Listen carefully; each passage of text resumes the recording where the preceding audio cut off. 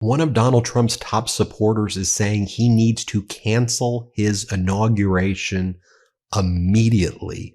And this also comes as Donald Trump's inauguration and the certification of the electoral votes on January 6th was called into doubt or could be delayed as a result of the MAGA infighting and them trying to take out MAGA Mike Johnson. I just want you to think about this, but Michael Flynn, okay, someone who Donald Trump pardoned. Do you get more MAGA than Mike Flynn? Do you get someone more close to Donald Trump than Mike Flynn? Mike Flynn called on Trump to cancel his inauguration on D.C. on January 20th in the wake of the New Orleans attack. Quote, "There is too much work to do. Fly Trump Force One into D.C., land at Andrews Air Force Base, take the oath of office on board the plane, then fly Marine One from Andrews to the front lawn of the White House and take charge. We need to get to work. Have all the glass you want, or have all the gallows you want, once we've gotten rid of all of the illegals, gotten our economy back on track, achieved peace in the Middle East, and made Europe take care of their own defense. These must be accomplished before we start blowing horns and partying all night." Now, we wrote this up at MeidasPlus.com. Have you checked out MeidasPlus.com? MeidasPlus.com. That's our Substack. Our editor-in-chief, Ron Filipkowski, curates some of the top stories there. So please make sure you check that out. His daily recaps are the best. Filipkowski goes on to talk about no wonder why Flynn hasn't been appointed to anything yet by Donald Trump. There's nothing that Donald Trump loves more about being president than partying and golfing and doing all of that.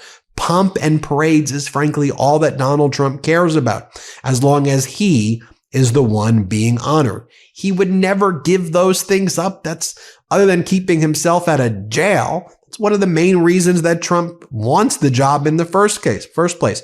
He cares more about being worshiped than he does about any of the stuff bugging Flynn and MAGA. And what we're going to see, I do a lot of videos about this, is the F around and find out as Trump's supporters realize that they were conned and defrauded by Donald Trump. Also, former MAGA Pennsylvania Senate candidate Kathy Barnett, she chimed in. She's a big Trump supporter. "I agree with General Flynn's assessment that Trump needs to forego yet another party and get down to brass tacks. Unfortunately, Mar-a-Lago appears to be a non-stop poolside party. Republicans seem incapable of passing up an opportunity to frolic." And let's be clear, Donald Trump is Mr. Frolicker in Chief. Over the past few weeks, what has he been doing? He's been golfing almost every single day. And then he chimes in belatedly when Elon Musk starts running the show in the House of Representatives. Trump then chimes in and makes some statement about eliminating the debt ceiling or extending the debt ceiling to 2029, or Trump goes on to make some threats about Greenland or Mexico or Canada or Panama, causes a controversy, and then he frolics back to playing golf. Now, I've given this example before, but it's worth repeating right now. And this is the type of language that I think General Flynn or Mike Flynn, whatever you want to call the guy, would understand. Okay.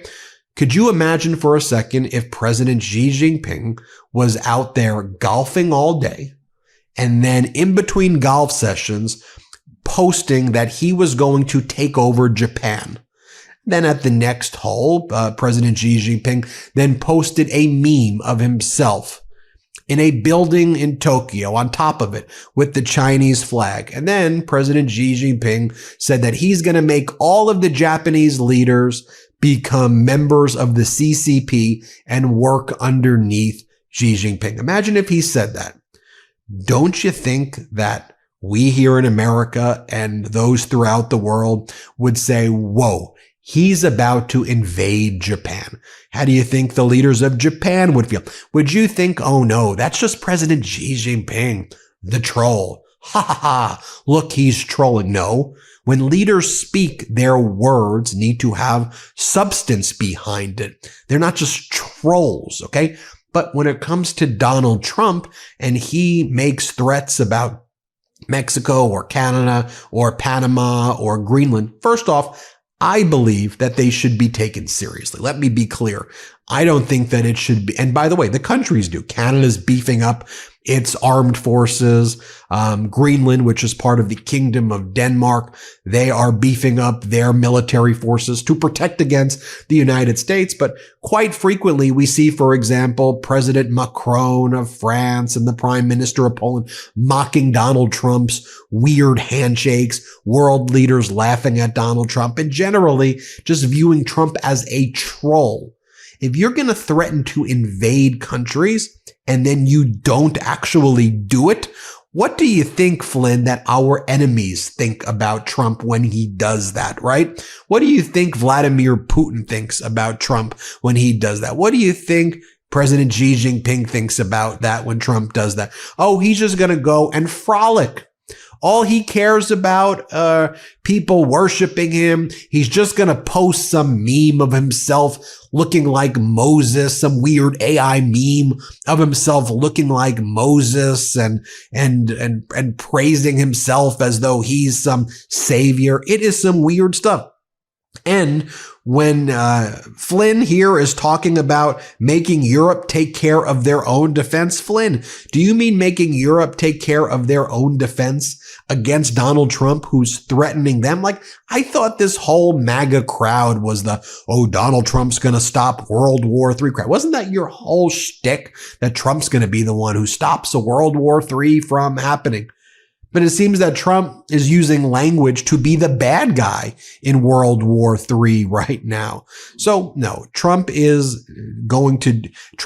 charging $100,000 a pray for play scheme, $100,000 to pray with him at the inauguration.